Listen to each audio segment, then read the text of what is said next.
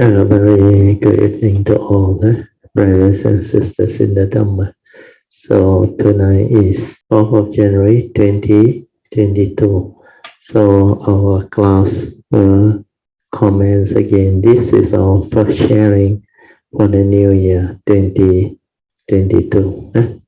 So as usual, Tuesday class, we will continue from where we stopped.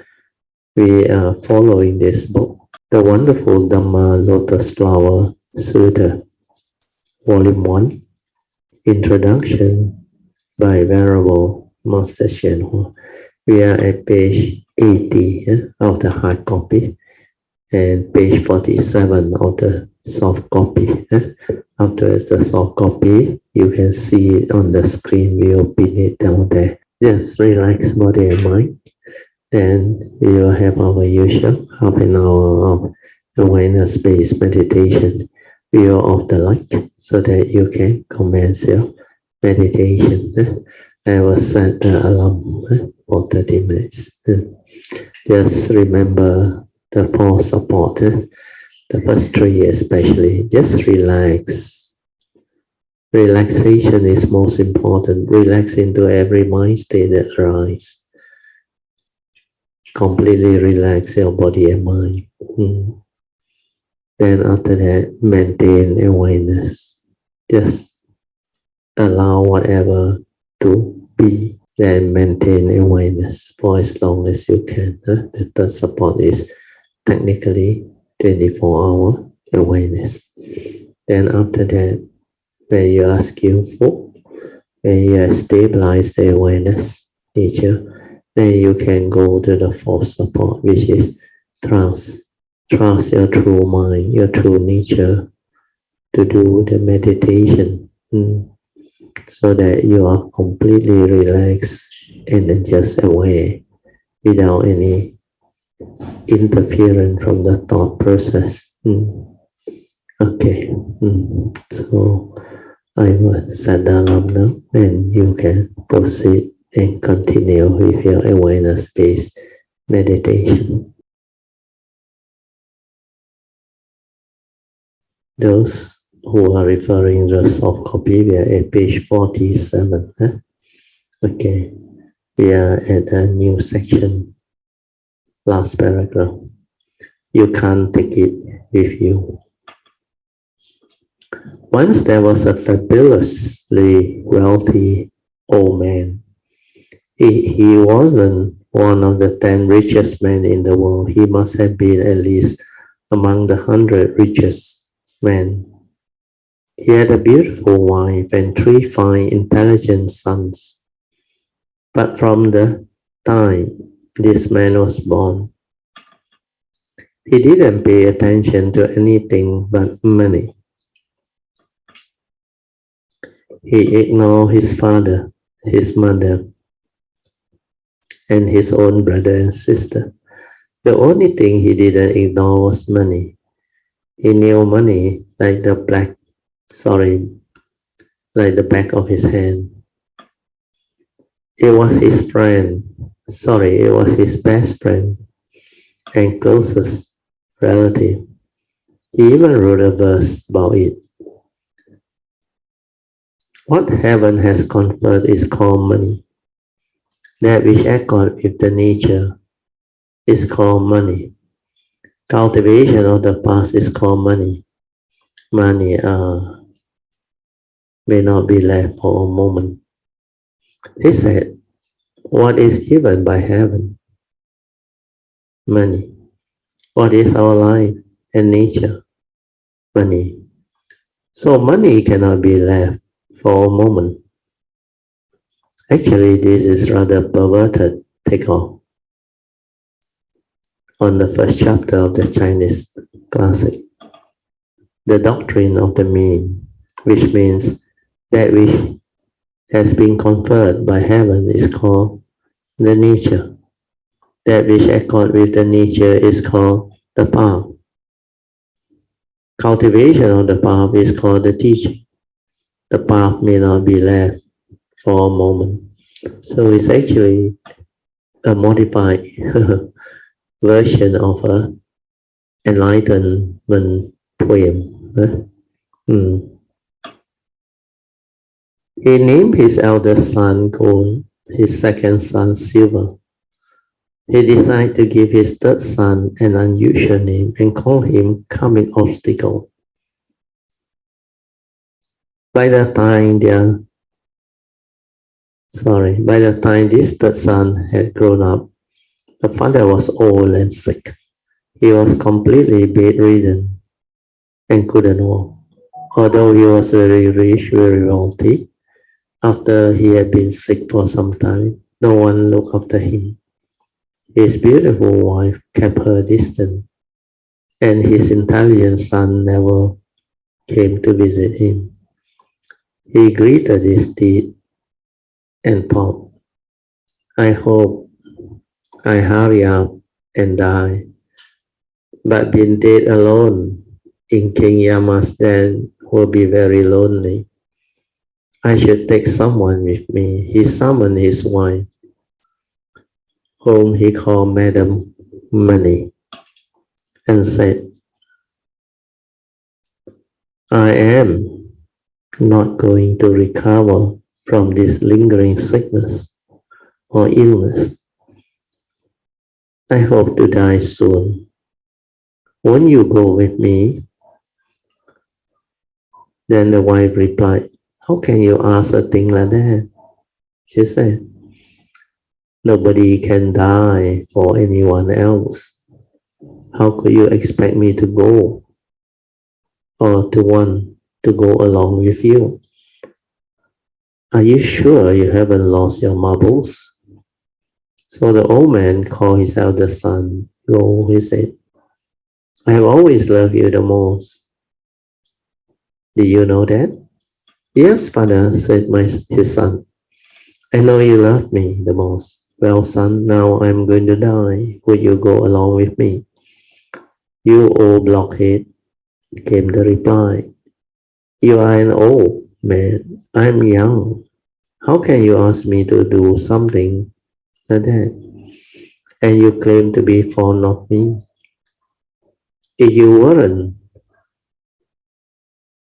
you won't ask me to die with you.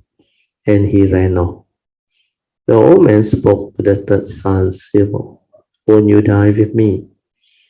You are really messed up, said his son. How can you expect me to die just because you are dying? There was nothing the man could do but call his younger son coming obstacle. You are the youngest, he said. I love you the most. I am probably going to die, and I can't bear to part with you. What am I going to do? He didn't dare ask outright for his son to go with him, but the boy caught on right away. If you love me so much, I will go with you, said his younger son. The old man was delighted. You haven't let me down, he said.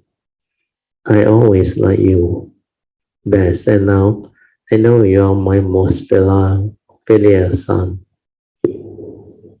So his beautiful wife won't go with him, and his son gold and silver won't go with him.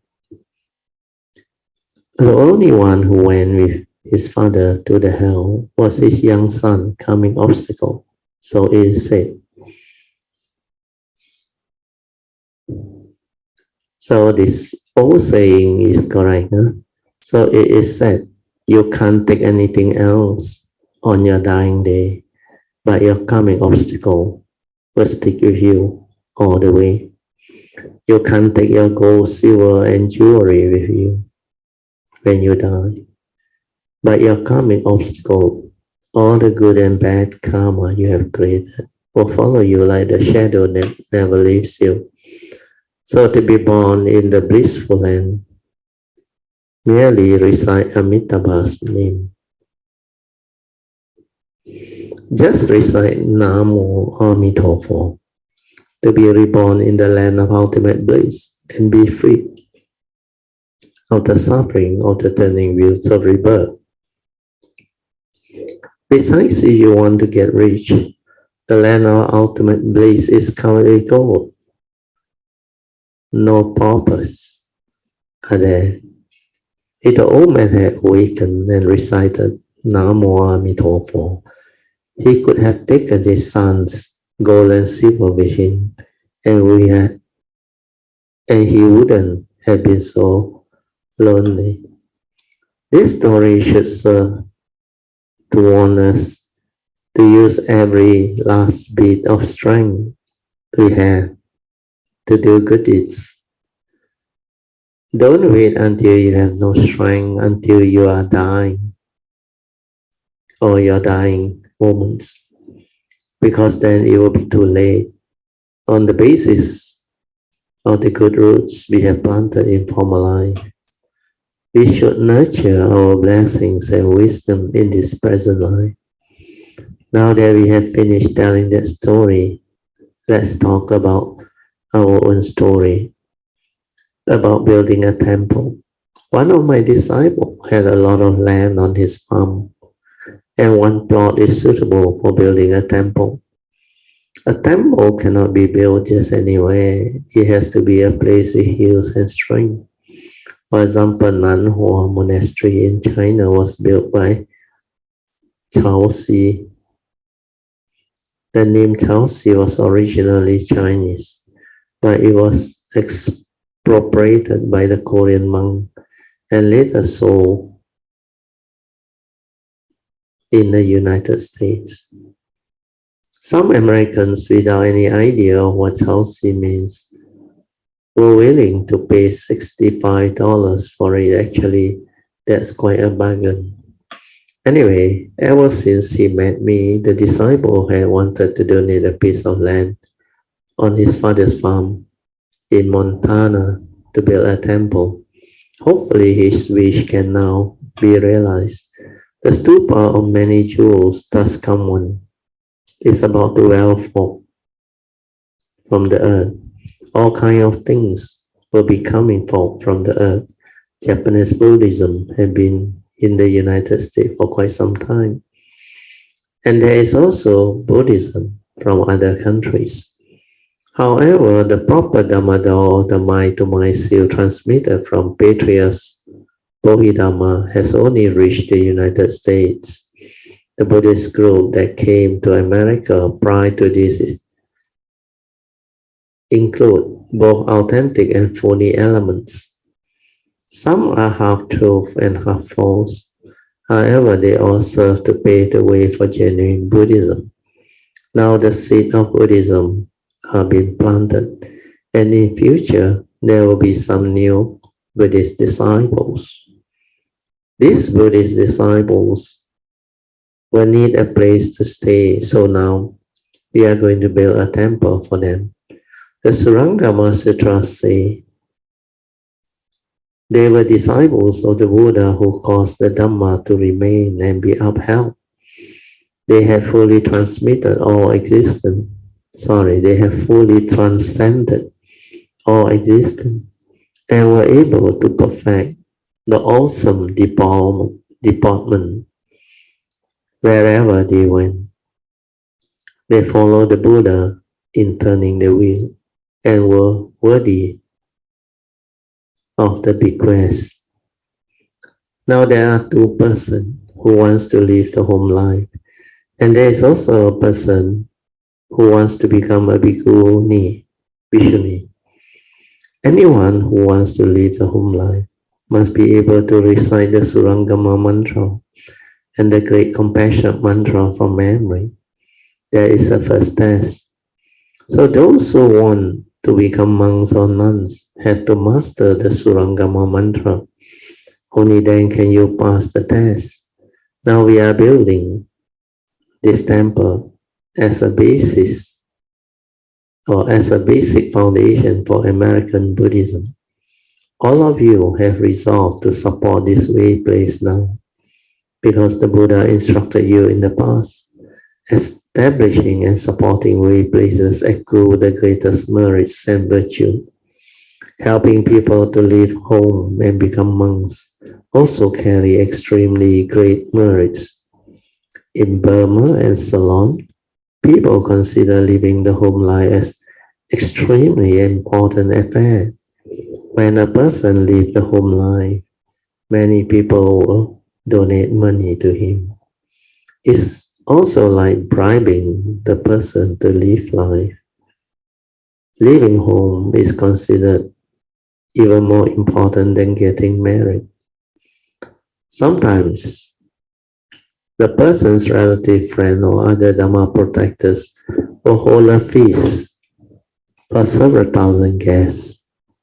To celebrate the occasion, they donate the money to create merits and virtue and help that person live the home life.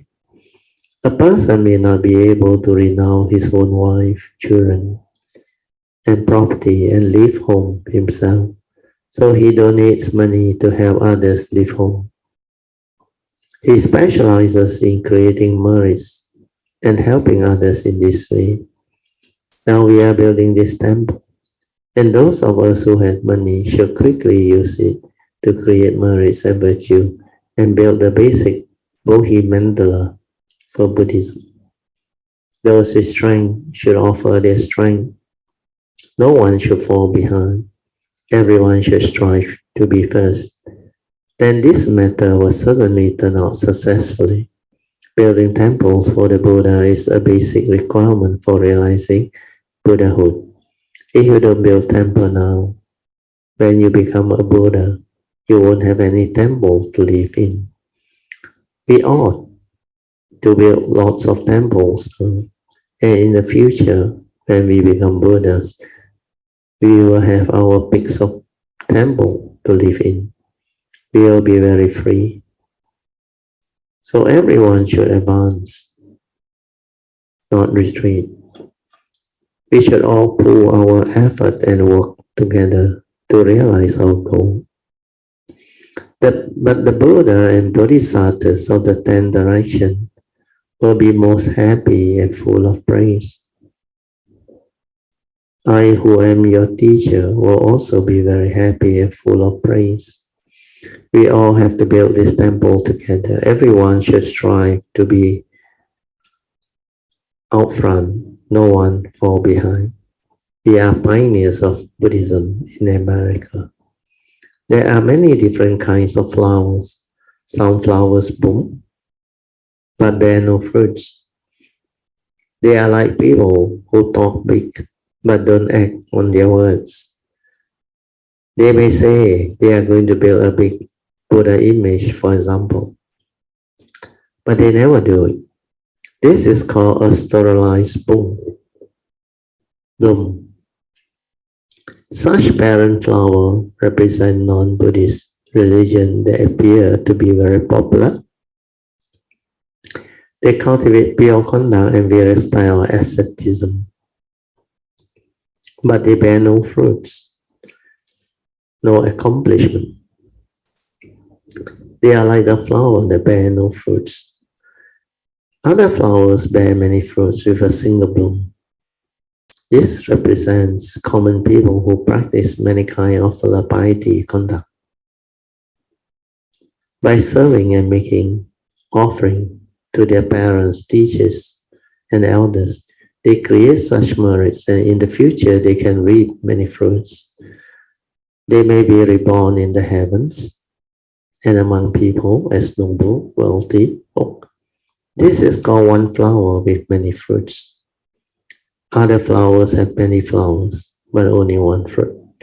This represents the vehicle of the hearers, who cultivate many types of asceticism, but obtain only the nirvana with residue. This is called many flowers, but one fruit. Other flowers have one bloom and one fruit. This represents the conditioned enlightened one. They practice living in solitude, deep in the mountain, away from the bustle of human life. Through their cultivation of this one practice, they obtain the position of conditioned enlightened one. Other flowers may be said to bear one fruit. Said to first bear fruit and then bloom. This represents those who have attained the first fruit of the arahantship. the stream winner, or Sotapanna, who still have cultivation ahead of them. Some flower first bloom and then bear fruit. This represents the Bodhisattva vehicle. The Bodhisattva first cultivate and then obtain the position of Bodhisattvahood. However, the various fruit listed above cannot be used when speaking of the wonderful Dhamma. Only the lotus can be used as an analogy for the wonderful Dhamma, because it blooms and bears fruits at the same time. This represents the identity of the real and the provisional teachings. The bloom represents the provisional Dhamma, and the fruit represents the real Dhamma. However, the provisional Dhamma is just the real Dhamma. It is said, the provisional manifests for the sake of the real. Why do the flower bloom? It is for the sake of the fruit. Thus the Buddha spoke the Agama, Vaipuya, and Prajna Sutta in preparation for speaking the Dhamma Flower Sutta. The Dhamma taught prior to this were all provisional, not real, not the ultimate Dhamma. In the Dhamma Flower Assembly, the real Dhamma was taught. The real teaching, the provisional, was open to manifest the real. The preceding teaching were dispensed with, and the real Dhamma was made manifest. This is what is meant by the flower bloom and the seeds appear. As soon as the flower blooms, the lotus seed appears. This represents the opening of the provisional to manifest the real or actual. When the lotus petal falls away, the seed pod stands alone. This represents annulling the provisional to establish the real, abandoning the provisional Dhamma and retaining the real Dhamma.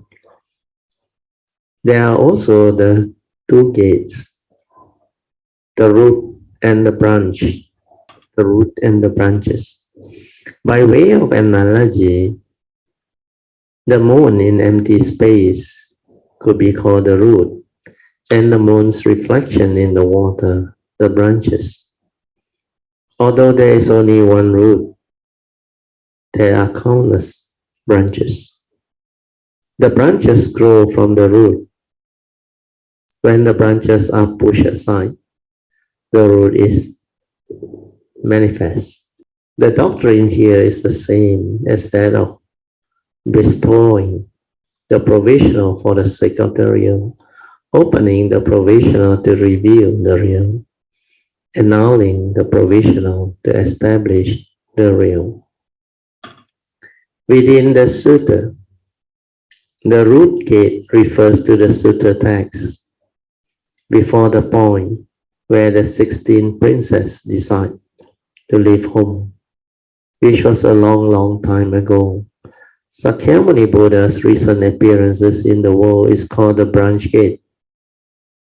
He manifested in the body of a Buddha to teach the Dhamma to living beings. Actually, Sakyamuni Buddha did not realize Buddhahood in this Saha world some 3,000 years ago. He realized Buddhahood many long aeons ago. So in the Brahmanat Sutta, he said, I have come to this Saha world 8,000 times. The Saha world we currently live in is a relatively young world. There have been old Saha worlds and prior Saha worlds, which are called roots. The present Saha world is one of the branch. The Buddha Dhamma is infinite and endless. The knowledge and vision, the scope of perception of living being cannot fathom and reckon it. It is therefore called a wonderful Dhamma. In general, the lotus represents the wonderful Dhamma. The lotus flower is just the wonderful Dhamma. The wonderful Dhamma is just the lotus flower. This is the analogy of the sutta. All sutta have a specific title and a common title. Wonderful Dhamma Lotus Flower is the specific title of the sutta. The word sutra is the common title because all discourses spoken by the Buddha are called sutra. Just as all people are called people, we are all people and have that title in common. Specifically, each person has his own particular name by which he can be identified. Sutra are the same. What sutra is this? Oh, it's the wonderful Dhamma Lotus Flower Sutta. Okay, with that we go on to the next section, Sutra. Just that one is just more like a description of what that things are. There is not much things to really go into. So we just continue. The word sutra can be interpreted in many ways. A road. A sutra is a road that one may travel from the status of a common people to the position of Buddhahood. Or it can be described as basic Dhamma. The sutra are the roots, the foundation of the Dhamma.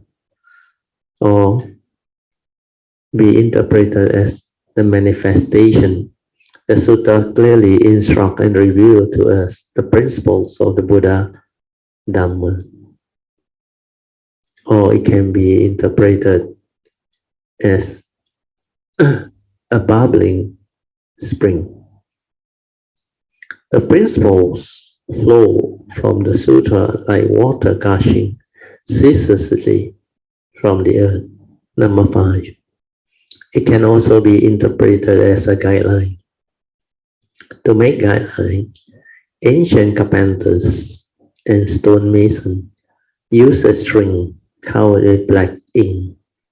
They held the string taut, pull it out towards them, and let it snap against the surface to make a straight black line.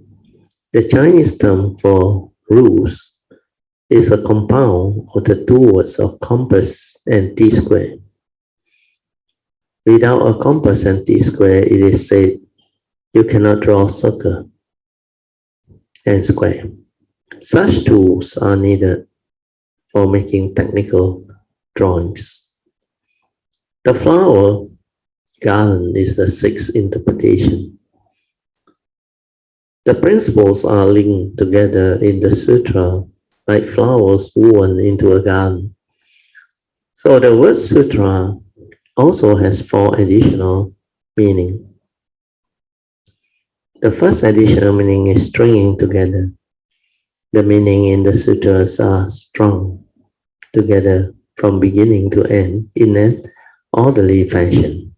This is similar to how a speech is typically organized into several parts: an opening, a review, bringing in a new topic, and returning to the main topic.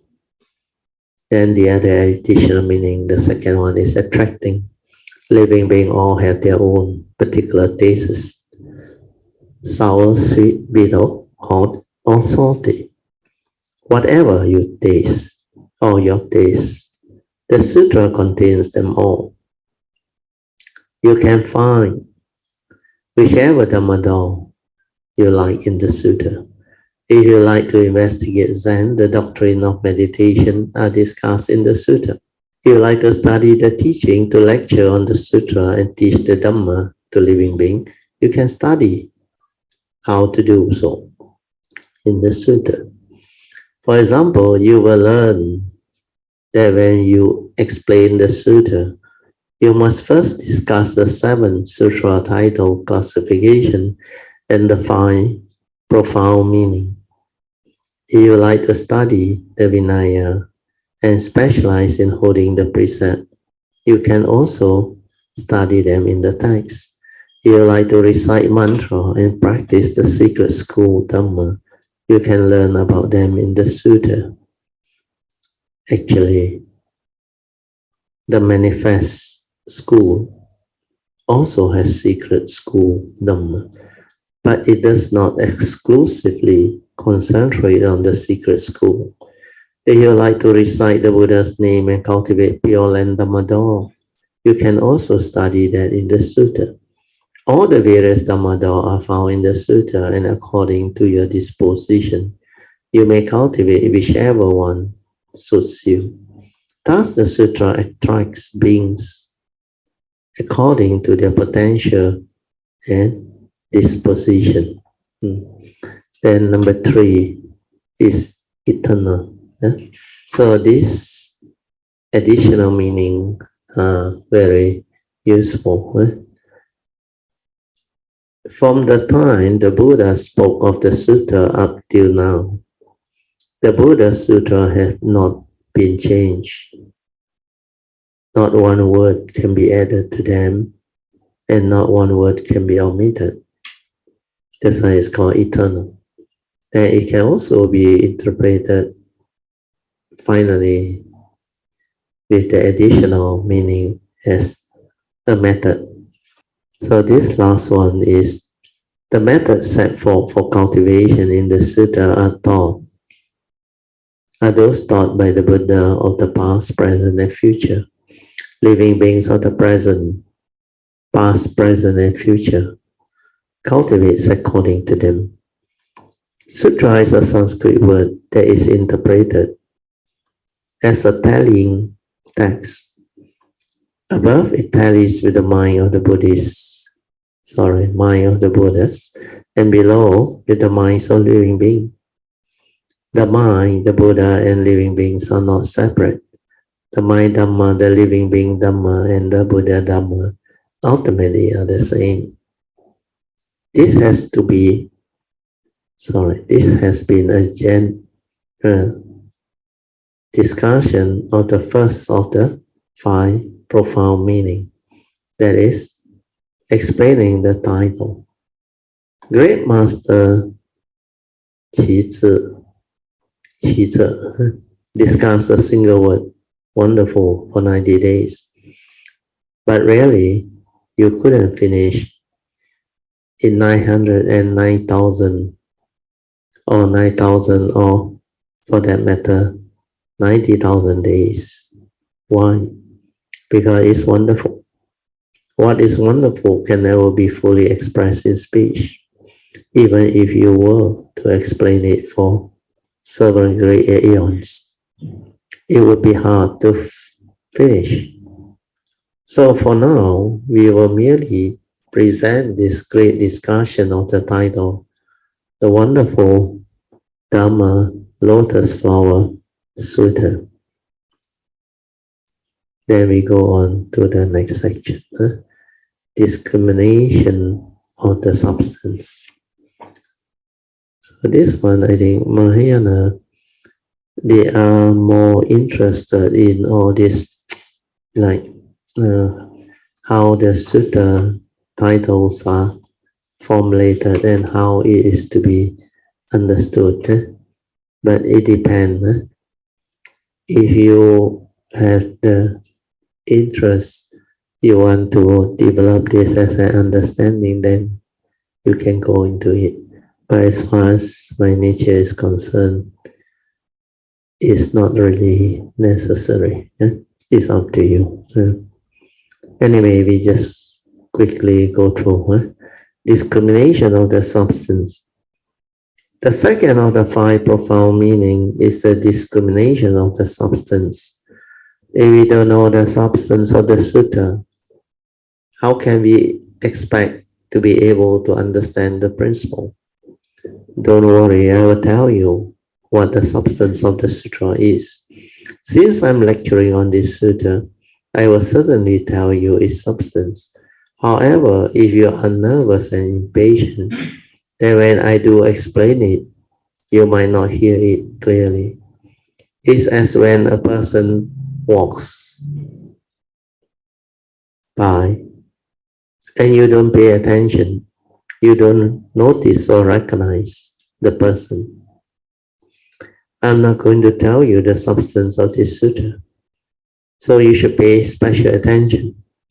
This sutta takes the real mark as its substance.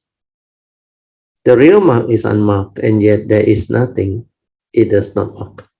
All marks are produced from the real mark, but all the Buddhas and Bodhisattvas, sound hearer, and conditioned enlightened one come from the real mark as well.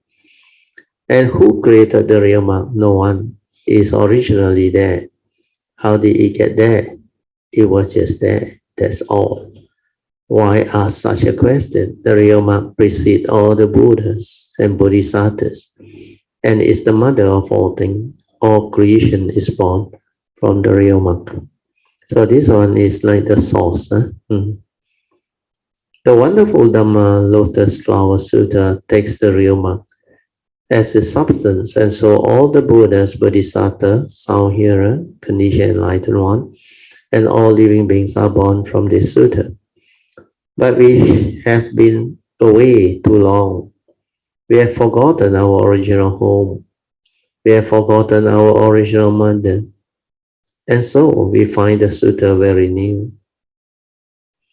Having the chance to hear a lecture on this sutta is like finding road that will take us back home.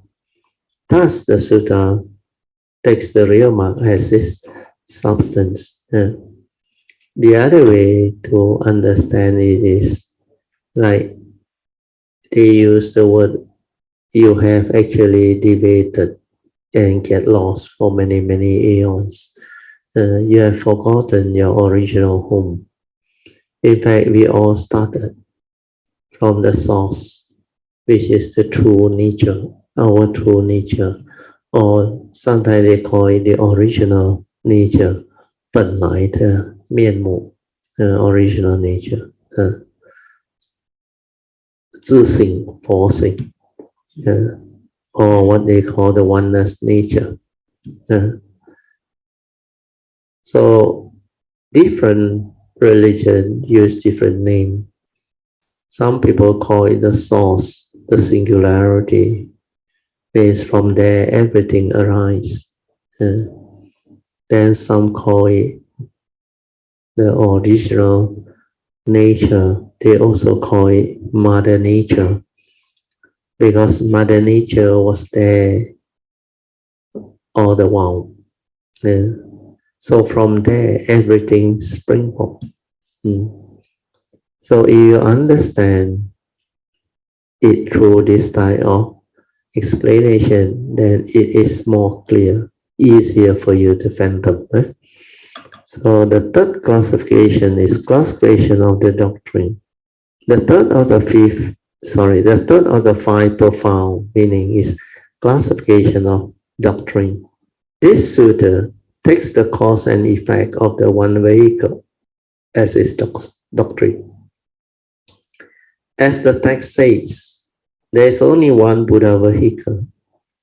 There are no other vehicles. Previously, the Buddha had spoken of the three vehicles: the sound hearer vehicle, the conditioned enlightened vehicle, and the bodhisattva vehicle. He also taught the five vehicles, which are those three plus the vehicle of people and the vehicle of gods. But in this sutta, the five vehicles are dispensed with, and only the one vehicle, the supreme vehicle, or the Buddha vehicle, is expounded. So the doctrine of the sutta is the cause and effect of the one supreme vehicle. Why is the lotus flower used as an analogy? It is because the lotus blooms and bear fruits at the same time. This represents the identity of cause and effect. The cause is the cause of Buddhahood, and the effect is the position of Buddhahood. Thus, the sutra takes the cause and effect of the one vehicle as its doctrine. Then the fourth one is discussion of the function. The fourth of the five profound meaning is discussion of the function. What is the function of this sutta? The function of this sutta is to sever doubts and awaken faith.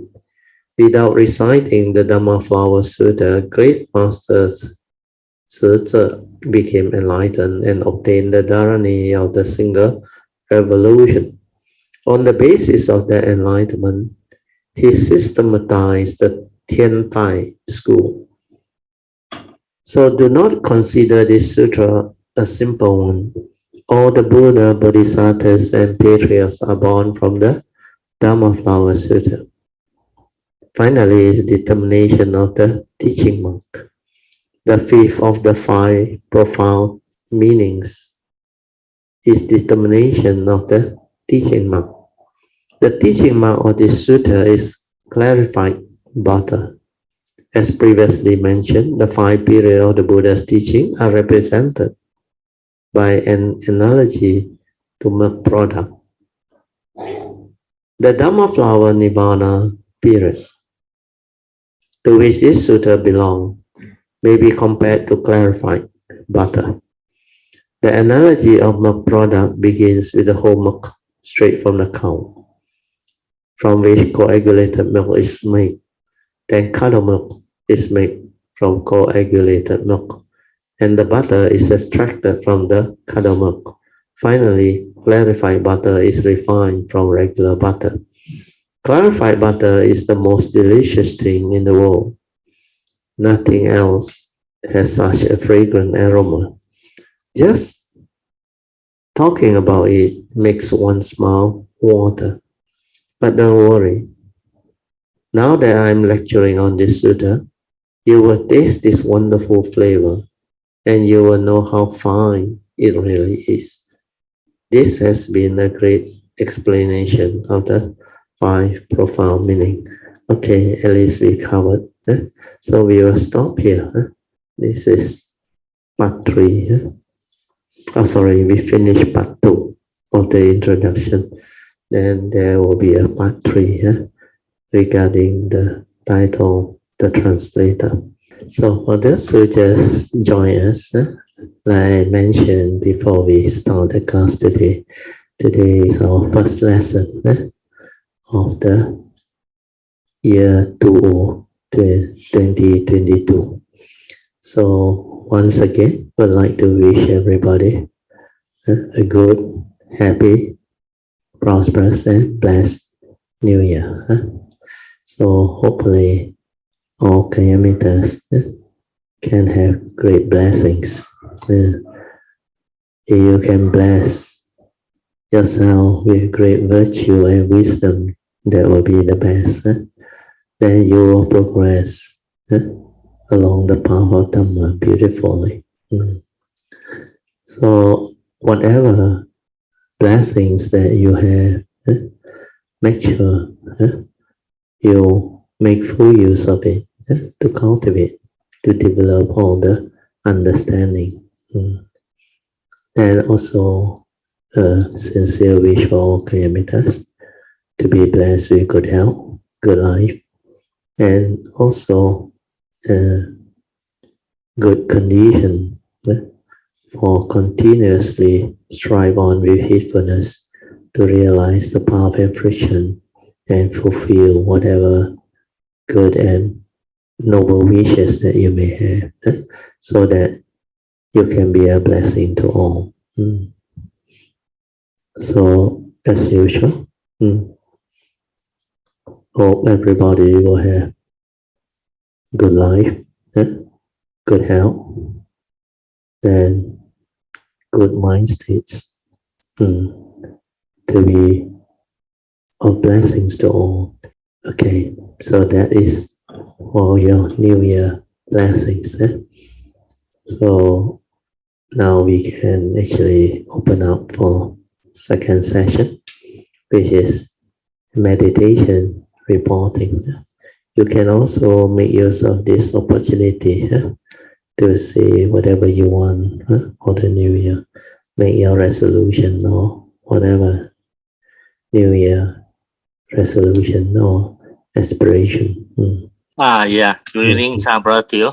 Yeah. Okay, I'll be tasked. Yeah. Yes, I'm back. I just came back this Okay. Sunday. Yeah.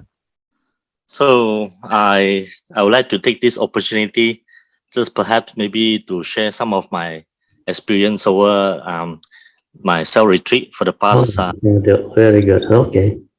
Yeah. And yeah, it's actually a very good, I would say, and overall year-end resolution, is it? Oh, good. Sadhu, Yeah, because I understand that I actually started to understand, your teaching yes. last year. Last year, actually.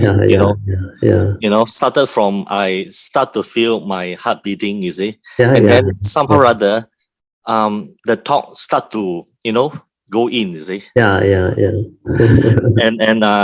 And I really thank you for the whole teaching and advice over the past few years, and especially the past 1 year when I do my reporting, you see. Yeah. And I actually took all this opportunity to take down all the recording, so that when during the cell retreat, I listen back again, you see. Sadhu. Yeah, and it was really amazing, you see. Sadhu. Yeah, and I over the cell retreats, it's because it's we each of us, we have no interaction, so we are just doing our own, you see. And so over these periods, I do a lot of readings. Listen to your talk again, especially the mini YouTube, you see. I personally download all the YouTube which I think is relevant to me, you see. Sadhu. Yeah, and doing like asking for forgiveness every day, you see. Yeah. And I'm quite amazed when I look back at the the Heart Sutra Appendix 3, the Krishnamurti. The sayings. Yeah, I sort of like I was so amazed that I missed out so many things the last time. Without you knowing it, the other time you can't comprehend. These are rather deep aspect of cultivation. Unless your mind has transformed, you can't really penetrate the teaching and the Dhamma. The understanding of it will not be easy. Very good. Yeah, especially like what Krishnamurti say is really talking about the awareness is not like self-induced. It's not a practice, you see. It's really an understanding, you see. Discipline type of activity. Yeah, really, it's so meaningful, you see. And it stand out, and really like what you say, it's go with your capability, your capacity, you see. When your capacity is so much, you can only absorb so much, you see. So I really understand. Very good. I really found it very amazing that when I look back at the aspects, I say, wow, I missed out so much, and now I can sort of like understand. Of course, maybe my understanding level, maybe to this, but at least compared to last year, last year I just reading the words, you see, really reading the words, you see. But now it have the meanings to me. Now it's different. Over the years, you have actually learned and developed the understanding. That's why you have progressed. And because of that, you start to have the ability to comprehend. And this will continue. Then as your faith develops, your understanding develops, your nature will start to move again and transform again. So what you have done is very good. How many days total? It was actually 10 days, you see. Oh, very good. Good. Because for people like Chin Hao and most of these people who are still involved in the daily life, the career and all these things, they have their duties. So most of the time they don't have the luxury of full-time cultivation or practices. So this self-retreat is something that will help if you know how to make use of it. Of course, in the name of self-retreat, you must be serious. You must have the faith. So like what you have done is very good. You all are alone most of the time. No interaction, nothing. Then you make full use of your time to actually develop the cultivation, the understanding, and the self-practice, leading to whatever understanding.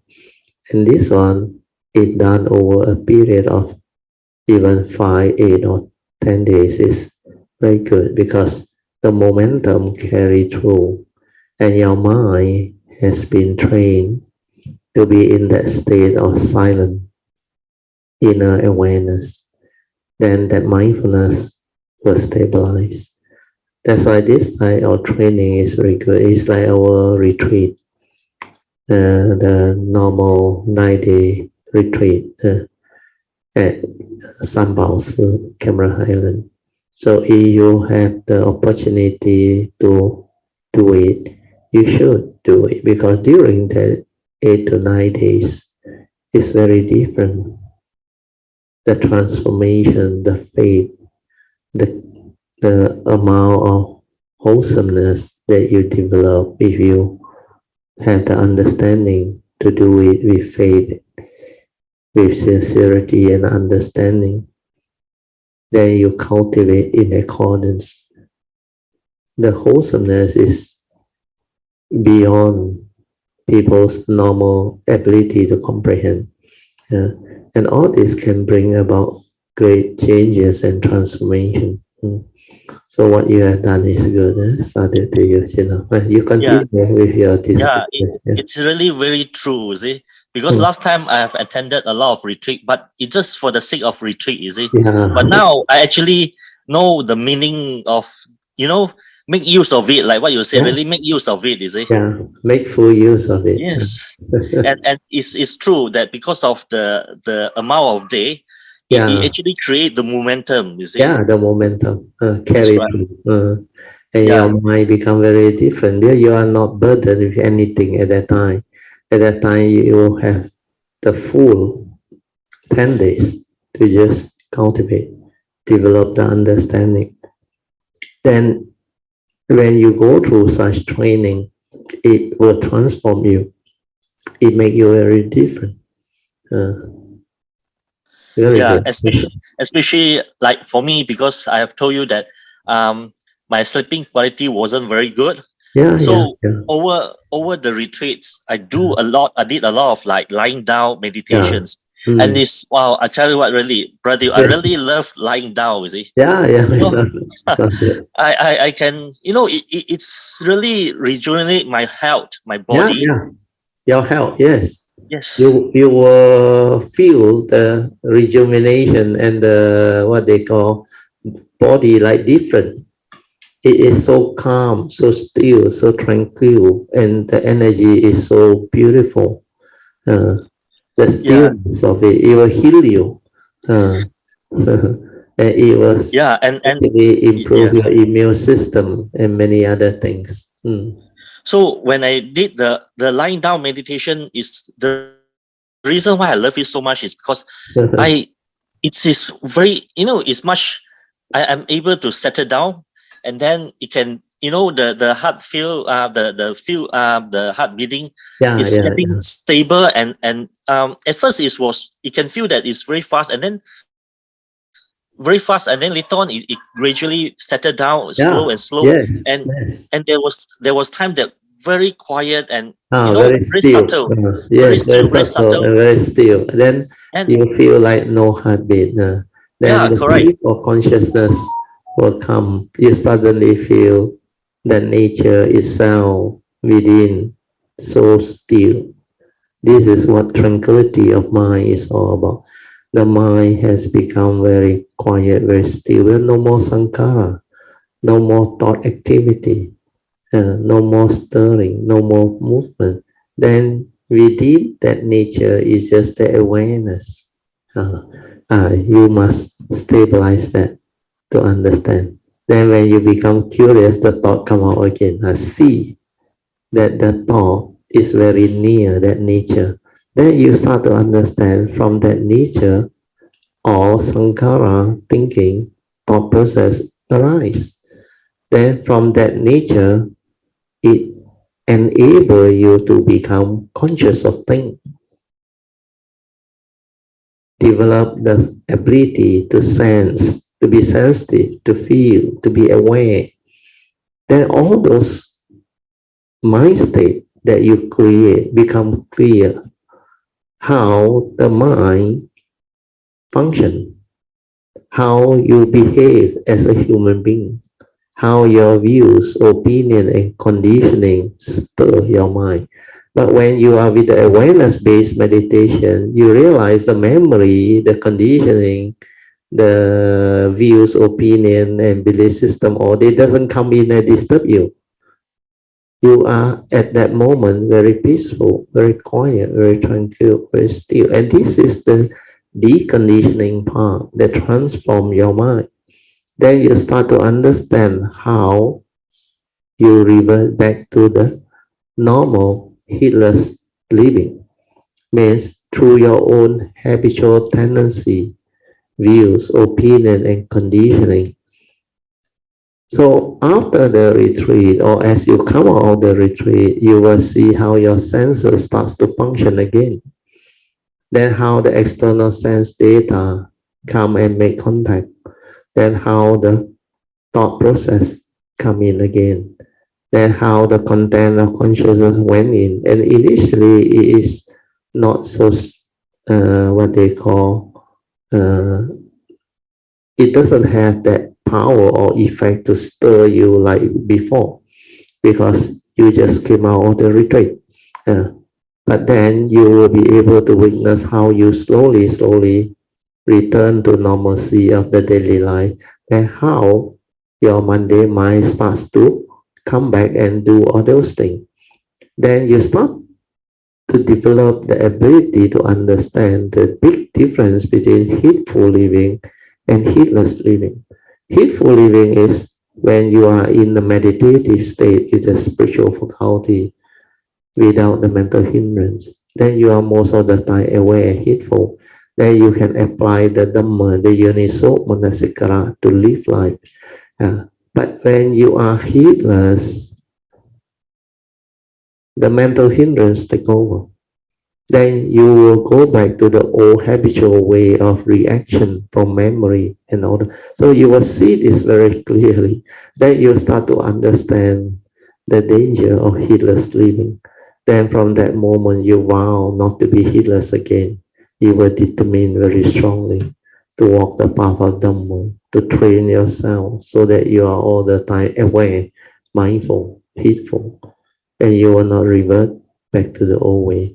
Yeah, the heedful way is so beautiful, so transformative, and so full of understanding and virtue that you can develop the penetrative awakening as compared to the heedless way, where you entangle yourself, create negativity of karma, and become afflicted.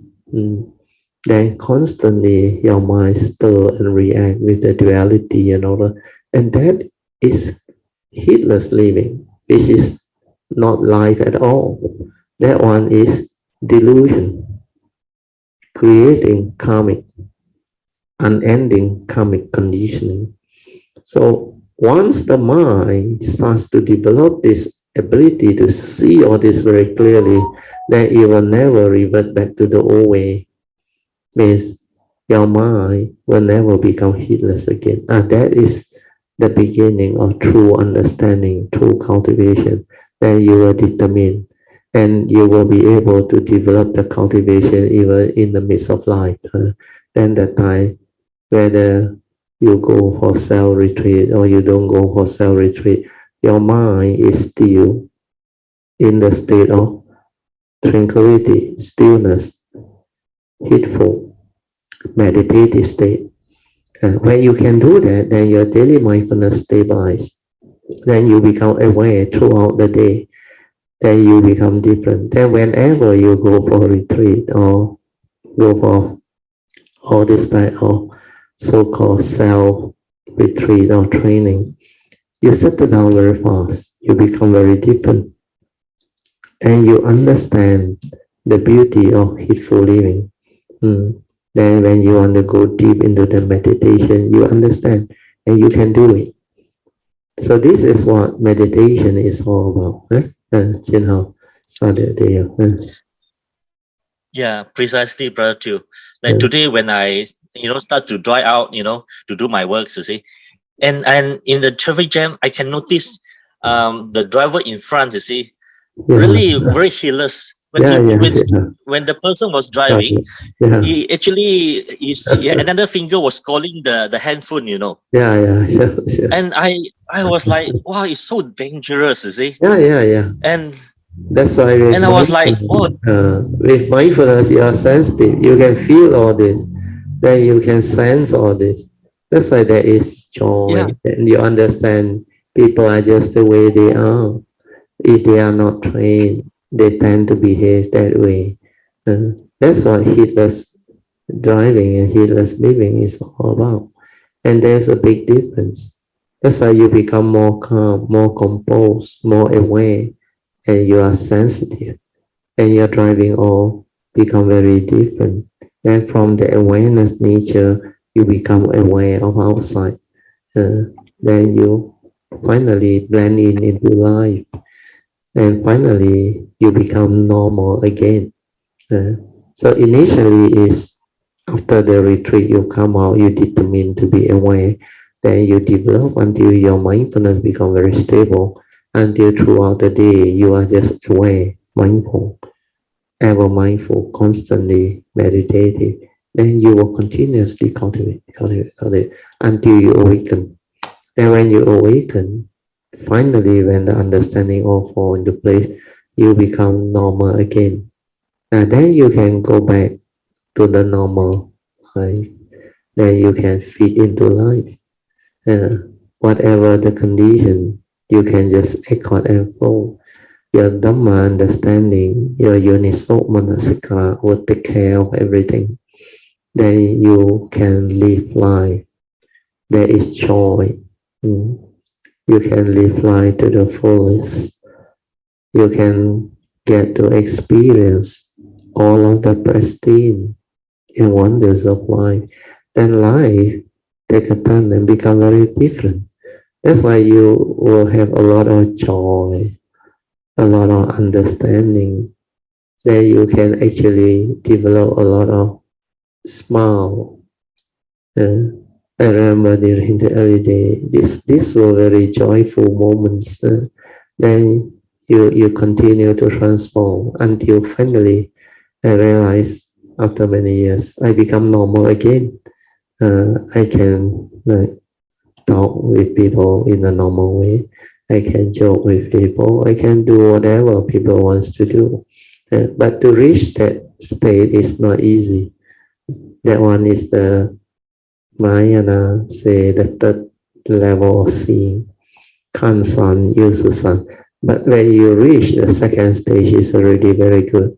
Kansan, Pususan. That is the stage you have to cultivate until very stable, until the penetrative understanding, the awakening all come, then reflect, contemplate, stabilize all this, until that Yoniso Manasikara, wisdom, at the moment of sense experience become very stable. That every moment of sense experience is different. The understanding is there. The Dhamma is there. The Yoniso Manasikara is there. Then you will know how to act.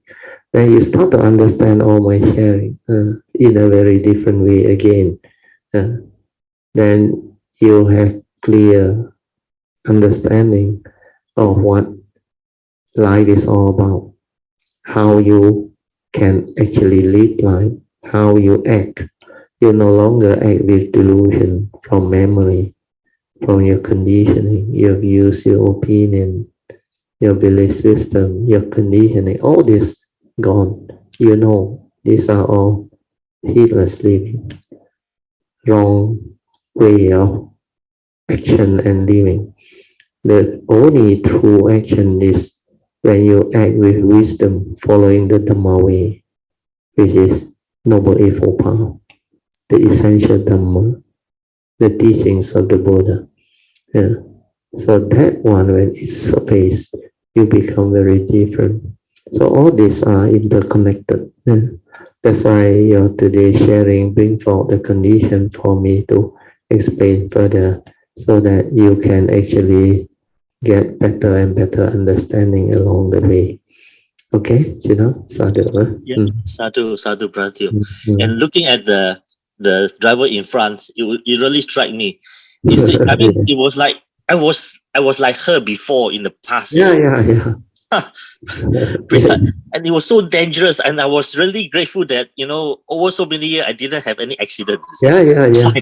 Your blessing, your good blessing. And it was really looking at her, the way she drove, I would say that really so dangerous. Yeah.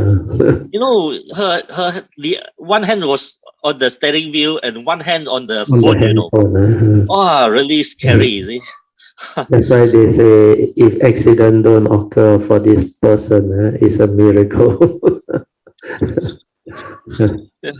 Yeah, that's correct. And they are heedless, and most of them get into trouble because they don't have the understanding. That's why they behave the way normal people behave. Heedlessly, they live their life. Heedlessly, they drive around. Then they have emotion, everything. So all this together with karmic evil entangle them and give rise to a lot of what we call unnecessary misery, suffering, afflictions. Good. Yeah. That's why I really thanks Brother Teo, because all this Dharma teaching understanding it is like set a compass on us, how to live our life. Yes. And how to train our mind and not to be deluded by the thought. And over the retreat, I really can see the power of a thought, how it affects us, drive us. I really thank you. Create all the duality, create all the affliction, all the suffering, the misery, the fear, how it projects divide and create all this delusion in you, in the living being. That's why the phenomenal world of form, the phenomenal world of thought, they actually have great power over the heedless or the deluded living being, sentient being. Without the Dhamma, you will be entangled and you will get into big trouble. Your karmic nature will fall. You will get yourself deeply entangled into karmic negativity. Then that will cause your karmic downfall, leading to suffering, affliction, misery. So living beings, fear, worry, anxiety, sorrow, and lamentation come from their lack of understanding of life because they lack Dhamma. Once they have Dhamma, they won't become like that. So like now, you are very clear about this teaching, this path. So you will have a lot of gratitude towards the Buddha, and you will actually value it, treasure it. They use the word cherish. You will cherish it very, very closely to your heart. This is priceless. Money cannot buy. And this type of understanding can really free and liberate the living being.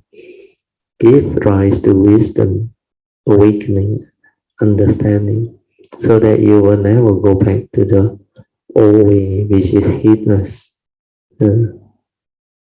So all this understanding is what the teaching is all about. And when you discover them, you will appreciate it a lot and you will cherish it. And you will really have deep gratitude towards the Buddha and great compassion and loving kindness to share this with the world free. Sadhu. Very good. Sadhu. Yeah, and one also quite amazing thing was that my blood pressure, you see, relaxed, that is back to normal, you see. Yeah, back to normal. You will go back to normal, drop.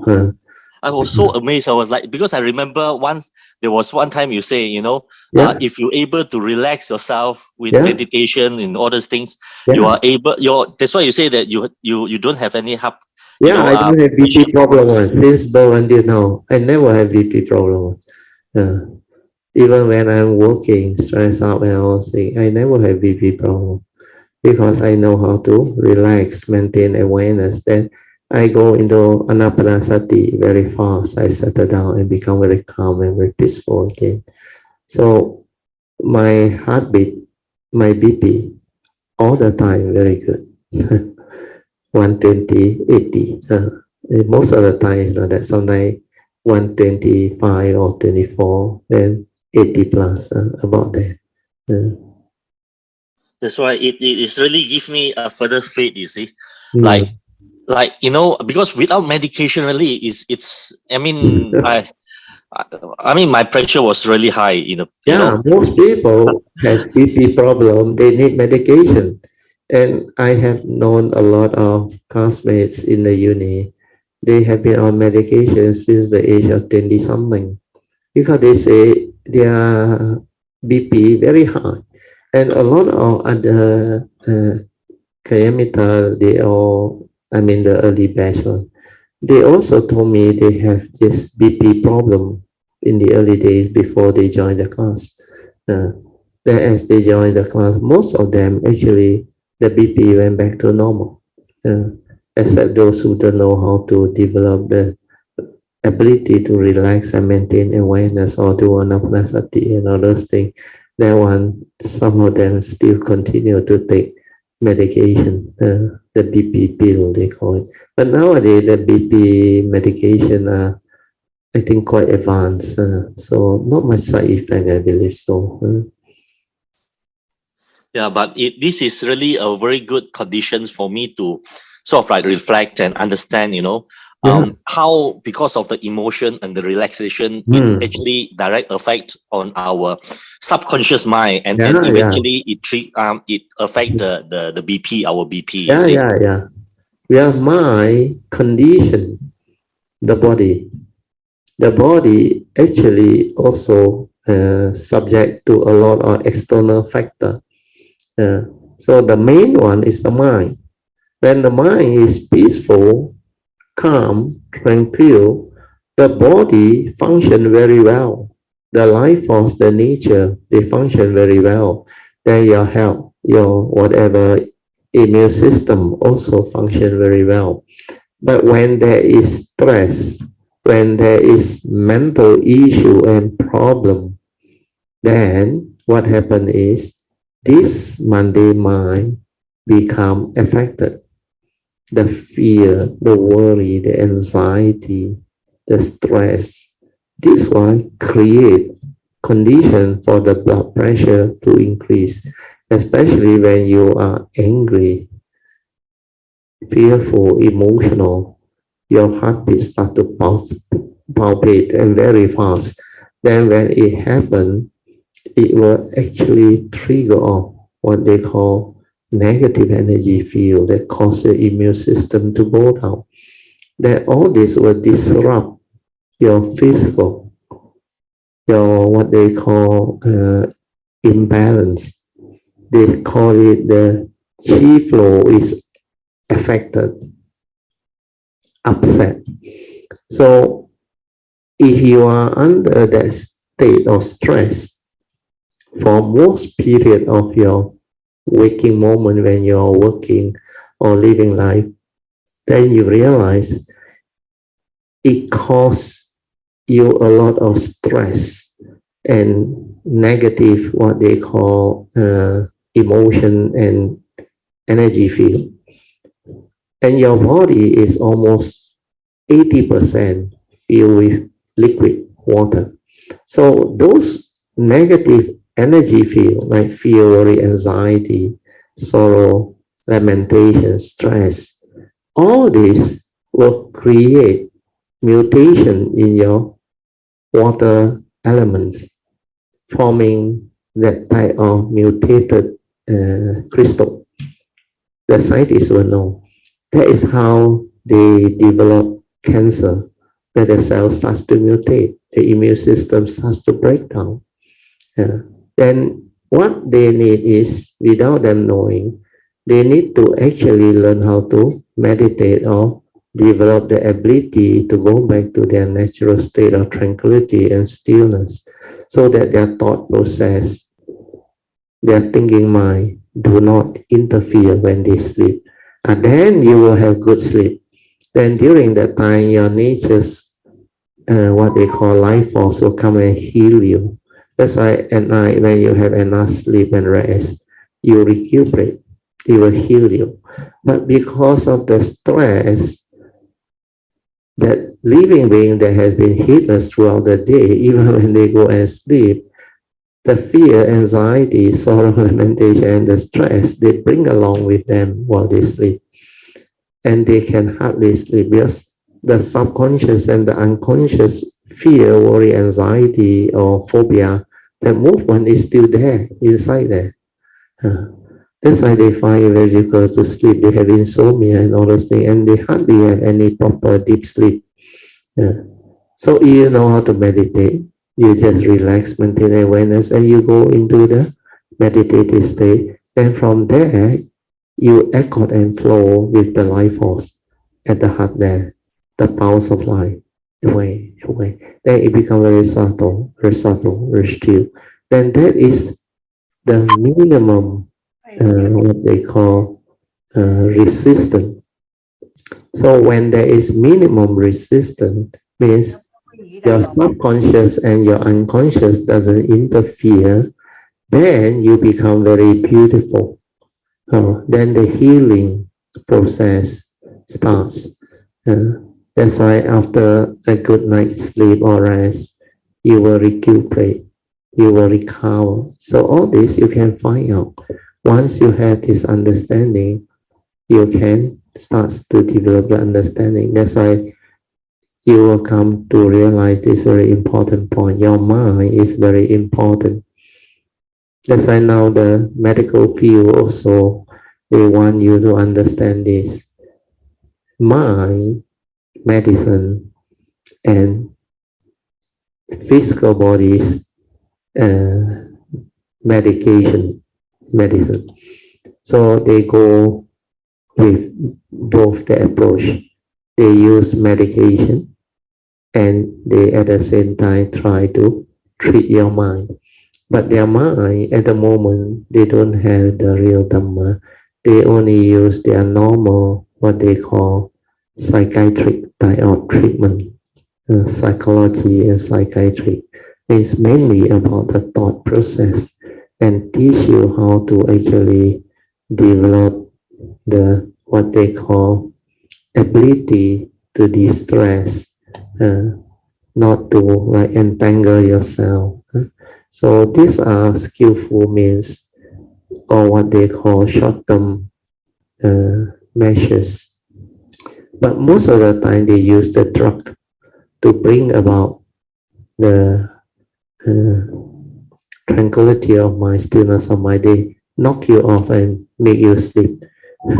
That's why those with insomnia, they give you this type of drug. They call sleeping pill, or what they call tranquilizer. They tranquilize you and make you do so.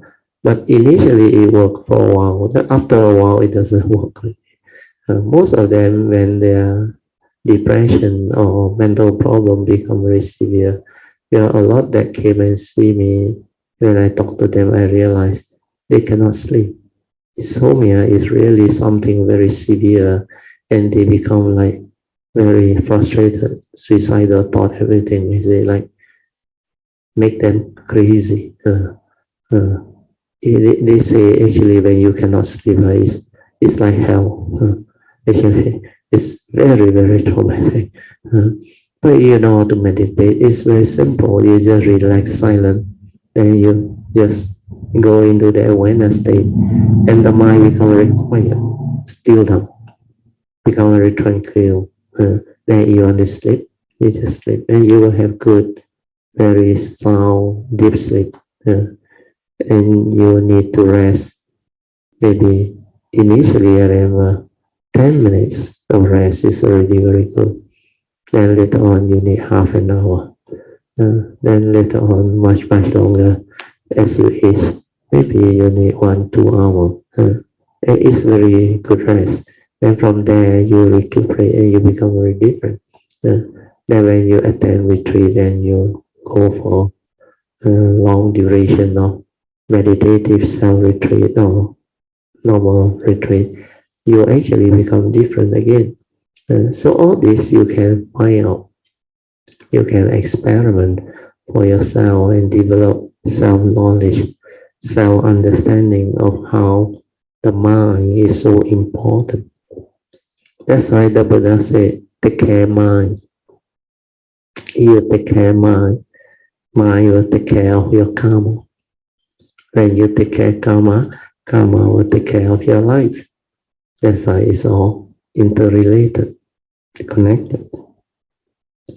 When you are heedful, mindful, tranquil, you are beautiful.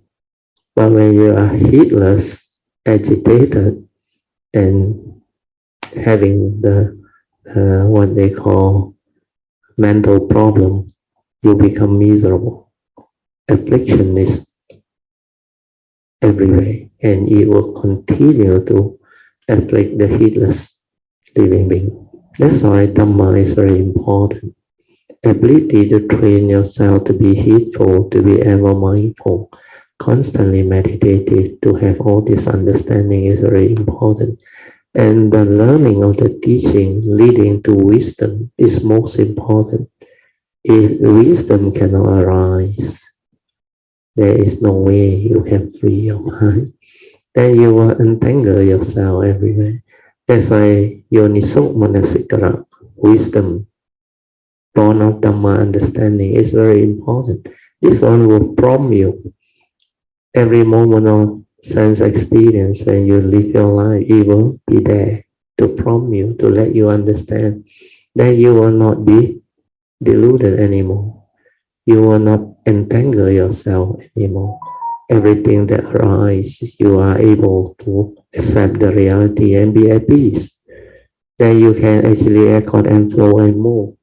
Do what you have to do your duty, apply Noble Eightfold Path, be a blessing to all. All this will surface as understanding. So these are the more and more refined practice, understanding that one will develop as a cultivator. So, very good. So once you see all this, you will be able to understand how you can improve your health. These are the benefits of awareness-based meditation. It brings about not only inner peace, inner calmness, inner awareness, but it at the same time give you the clarity of mind, improve your health, allow you to have the wisdom to live life, to act, to be sensitive, to develop self-knowledge, to insight into phenomena, to awaken. That's why these are all meditative, very beautiful. Okay, so now you continue. Yeah, as just like what you say, really I benefited a lot on the lying down meditations, because I noticed the rest with awareness is totally different. Yeah, totally It's different. totally different. And the posture, when you relax, when you lie down, it's really like what you say, is a total relax, Yeah. You are totally relaxed because you don't cross your leg. You don't restrict any of the chi flow, and you don't have to force yourself to sit through and all those things. So the lying down posture is the most relaxed posture. But as you lie down, you can also move. Sometimes you can move lean towards the left or the right, or adjust your posture mindfully within the meditation. Because sometimes the guests get trapped. When you do this style of meditation, you can know a lot of the byproduct become gaseous. Then it will cause you to release the gas or the fat and all those things. So you will know where it is blocked, and then you adjust your posture. It will come out, it will release. So all these are the more refined type of adjustment. But initially, what you go through is just that ability to be peaceful, relaxed, and become very naturally tranquil and still. That itself is good enough. Then you will go through that for quite a while before later on, when you have the understanding to be more and more relaxed. But that state of relaxation is actually an art. There are many levels and stages of relaxation. Initially, you think you already relaxed enough, but actually not yet. Then you try. Then with better understanding, when you are able to be just like totally relaxed until like you are a dead person. That is really absolute ability to relax. Then every time you like lie down to rest, you are in that state of relaxation. Then you recuperate very fast. You become very calm, very peaceful, and very still very fast. So all this you can try, and you will develop skill and understanding of it. That's why the lying down meditation is one of the most appropriate posture. That's why the Buddha, before his parinibbana, he did the lying down posture. In the early day, he sit in the sitting posture because the tradition and the lineage around that time is all the cultivator, they sit. So that's why they started with sitting. And during the olden days, they don't have real like proper chair and all those things. Most of the time they sit on the ground. Then even if they have like carpet or whatever, they will sit on it. Then sometimes they have maybe a wooden block where you can sit on it and all those things. But those are the what they call added support to allow the human being to have those posture. That's why as civilization progress, I observed when I was in my 50s when I was born, and 60s when I grew up, my house, not much chair, very few chair, because my father did the sensei business. He need the long bench to do the, with an opening in the center, to do the shaving of the medicine, yao cai, where he put the block to shave. They call power. So apart from that, we don't have much chairs. So most of the time when people come, we sit on stool and on the floor. So on the floor, last time is on the cold floor. We don't even have proper carpet or what. So it's a normal posture. That's why we sit on floor. Then we, as kids during that time, we are very simple. But now, as society evolves, we become more sophisticated. Our chair also got cushion, padding. Then we got settee. we got armchair and all those very comfortable chairs. So all this has evolved. But more important is the posture is up to us. Like the Buddha said, you can develop mindfulness in any posture, even under Kayanupassana. After Anapanasati, the training of the mind to be aware, you go into the four posture: standing aware, walking aware, sitting aware, lying down aware. So these are the posture where you can develop mindfulness and awareness.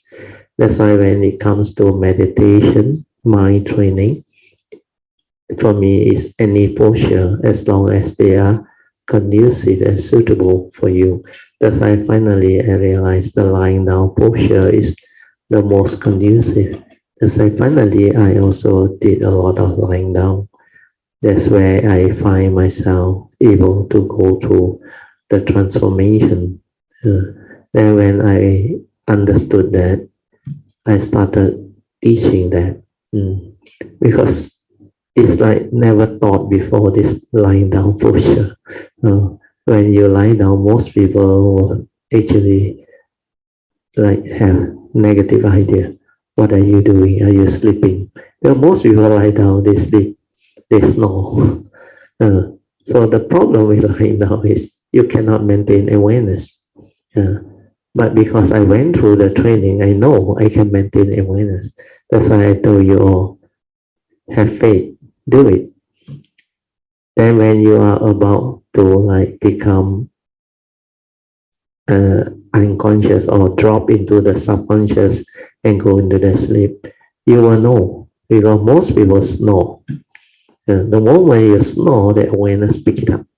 So initially it's just relax, maintain awareness. Then you will fall into the sleep because you are new. Never mind, let it happen. Then the snoring will happen. Initially, you may not be aware. You snore for a while, then only you become aware. When you're too tired, you tend to sleep. Especially for Jin Hao last time when you started, I remember, you're too tired. Then later on, as you become more and more stable and aware, then you have the ability to hear your own snoring. Then after that, most of the time, it's only one sound. Oh, before it even finish, you already aware. Then the awareness there, aware. Then until the next sound, and you are tired, you're about to fall into the subconscious or the unconscious, then again you are aware. You maintain that training until the awareness becomes very stable. But if you are tired, the body really want to sleep, want to rest, then you just let it go to rest, let it sleep. Then forget about meditation, just sleep. Then after that, the moment you come out of that sleeping state, develop intention to be aware. Last time I remember, the moment I become conscious, I determine to be aware. Then from there, I aware my posture, then I mindfully arise, then I pay my respect. Wherever I am, to the triple gem, in any direction. Then after that, if I want to sit, I want to meditate, I will do it. Then later on, I make it a point. In my house, when I come home, I will pay respect first. That time I was training, I always do that. Then before I leave the house, I also pay respect. I go to any temple, first thing I go to is the shrine hall, pay my respect, then do my short routine, recitation. Then after that, I come out and mindfully move around. Then before I leave, I do it again. So all these are religious routine that you maintain so that the faith, the training is always there. And in between the daily mindfulness, determined to be aware every moment, every instant from inside out. That will stabilize your daily mindfulness. And this is how you train. Then when you have this type of training, stability, you go to retreat, you settle down very fast. You are in the meditative state very fast.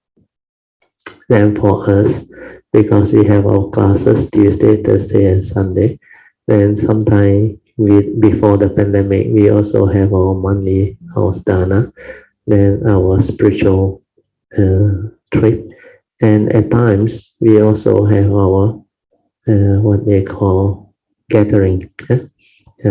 So all these are very conducive for training our mind, developing mindfulness, awareness, Dharma sharing, Dharma activity, and the wholesomeness that arises is really limitless. Then with that type of understanding, that faith, and the parami that you develop, you will progress very fast along the path of Dhamma.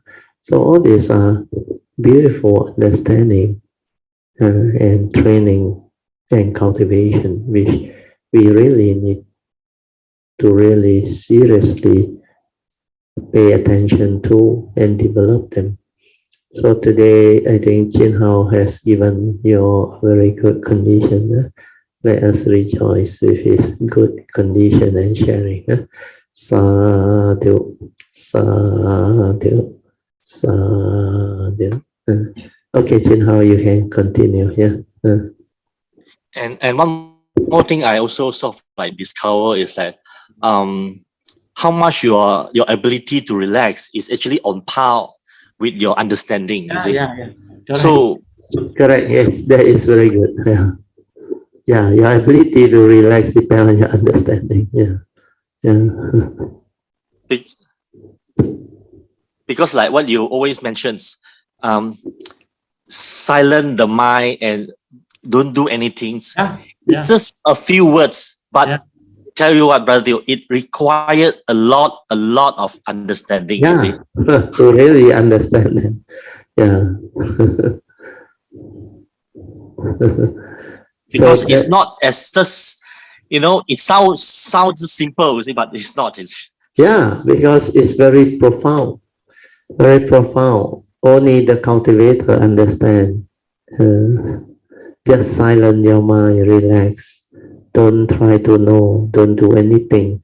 The problem with human beings is they don't listen to the words to develop the understanding and just do. They go and think. What type of meditation is this? Don't do anything. Don't try to know. Then what am I doing? Sleeping. Because people cannot understand. So they are down. They lack faith. That's why they cannot penetrate. That's why I say meditation has to be developed or done with understanding. When you understand, then you will know how to do. Why do I say silence the mind? Because when you silence the mind, you don't think, isn't it? So what is sati? Awareness before the thinking, before the perception, before the knowing. So how to become aware? Silent. Relax and maintain awareness. Don't try to know. When you try to know, you create thought. When you try to do, also you create thought. Who is doing? The thought is doing. So trying to know and trying to do is all by the mundane mind, which is the thought process. That's why to be in the state of silent, inner awareness, your thought must cease. And for your thought to cease, the best way is to relax into whatever mind state that arises. Then just let things be and maintain awareness. Just aware, finish. Aware, finish. Whatever that arises at your senses, the sixth sense door, when it arises, let it arise. Don't resist, don't control. Just let it be. Thought arise, let it arise. It will cease. Whatever that is of the nature to arise is of the nature to cease. So just silently observe that and let it happen. Then you will start to develop deep, clear understanding of what nature is. Everything within nature follows this law of dependent origination. Dependent on certain condition, things arise. When the condition ceases to be, that phenomenon ceases to be, then you realize everything is dependent originating, condition arising, causal phenomena. He know you, he know me, no reality. Everything is just a condition arising phenomenon, supported by condition, sustained by condition. When supporting conditions cease to be, it ceases to be.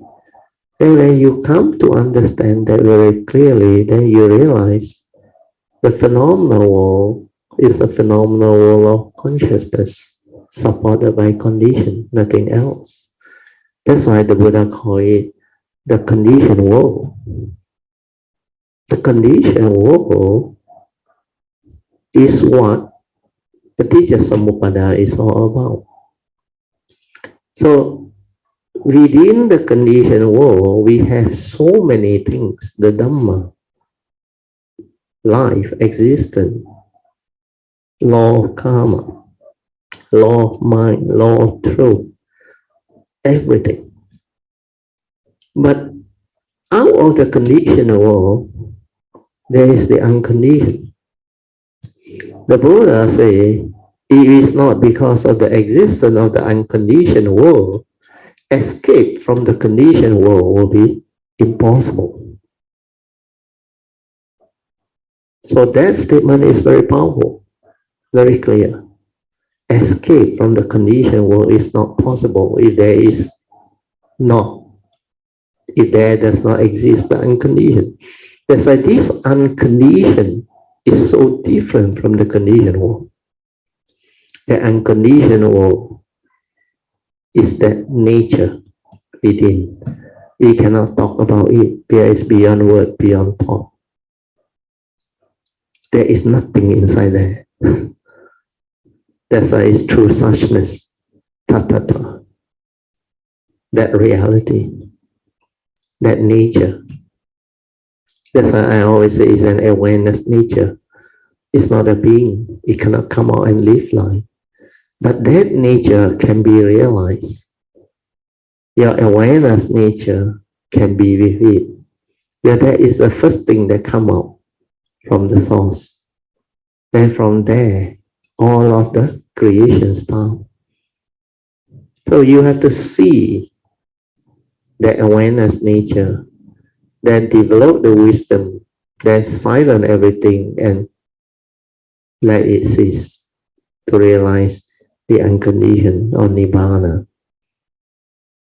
the oneness nature within. Then everything becomes clear.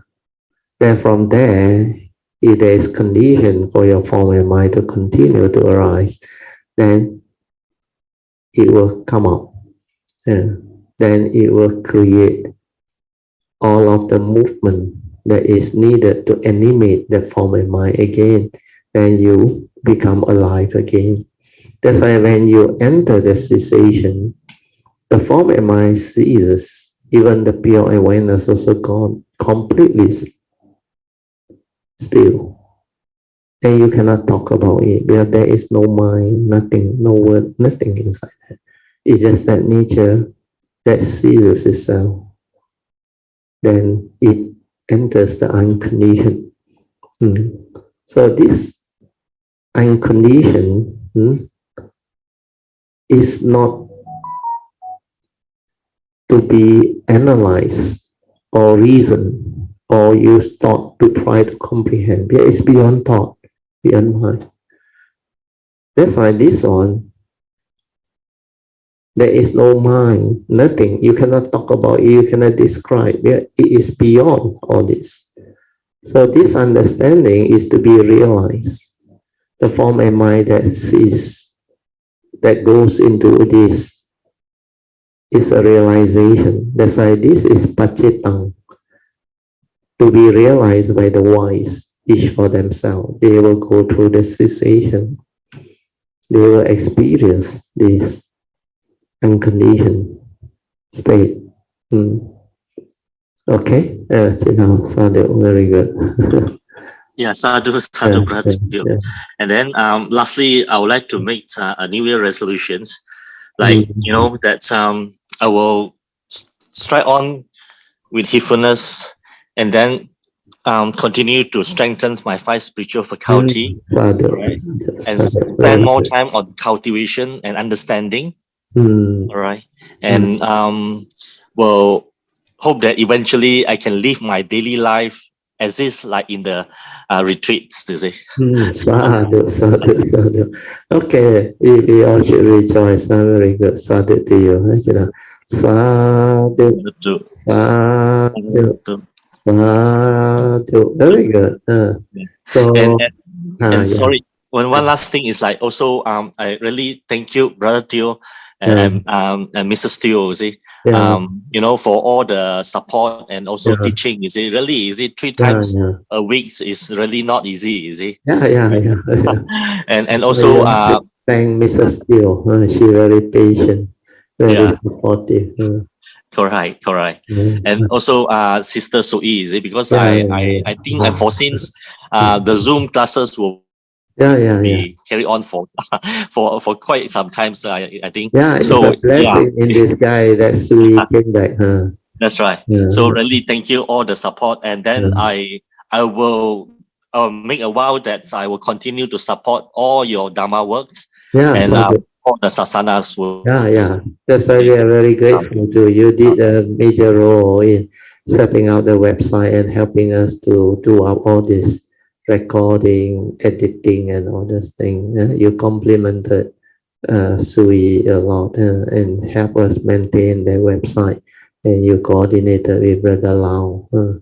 These are really beautiful work, and setting out all the website also together with Brother Teo. So all these are very wholesome. Then now Pamasuri and Brother Teo, I think they are moving into another phase. They have renovated their neighboring unit, so now they have already Shine Hall retreat center, or what we call self-practice Dhamma house for all Kayamitas who are serious, sincere, and keen. So all these are beautiful. Then I heard from Brother Teo, he may think of opting for maybe, I don't know, it was full retirement or optional retirement, or maybe partial retirement, I don't know. He may decide that. Is it enough already? Is it have worked for so long? So if he decided to do that, then he will have more time to help you together with Pamasuri to do the Dhamma work and website work. Then that time it will be even more beautiful. So sadhu.